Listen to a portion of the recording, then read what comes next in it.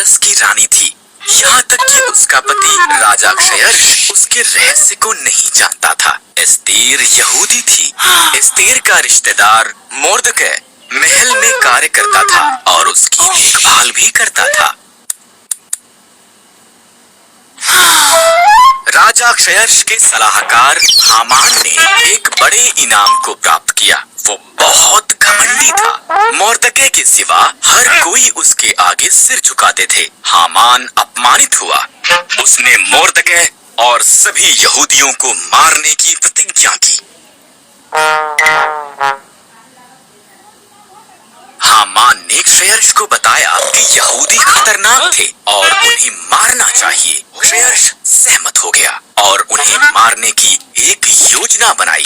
Mordecai डर गया था और रानी एस्तेर को ये संदेश भेजा।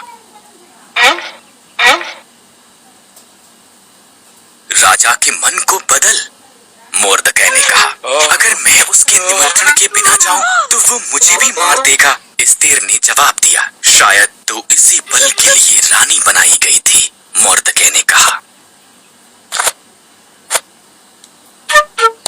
एस्तेर साहस के साथ ये प्रयास करने के लिए सहमत हुई। वो सिंहासन के कमरे में गई। राजा क्षयर्ष उसकी सुंदरता से चकित हुआ और उसे अंदर निमंत्रण दिया। क्या हम हामान के साथ रात का खाना खा सकते हैं? उसने पूछा।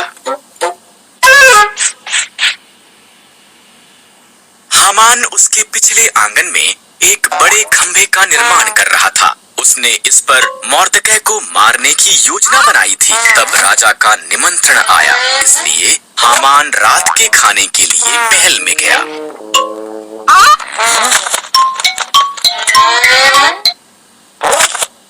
एक मनुष्य मुझे और मेरे लोगों यहूदियों को मारना चाहता है, एस्तेर ने राजा क्षयर्ष को बताया। कौन ऐसी बात करेगा? उसने पूछा।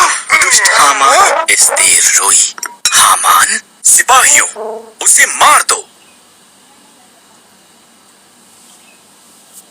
इस तरह हामान उसी खंभे पर टांग दिया गया जो उसने मोर्दकै के लिए निर्माण किया था। एस्तेर के कारण यहूदी बचाए गए थे। उन्होंने एक बड़ा त्योहार मनाया जिसका वो आज तक भी जश्न मनाते हैं।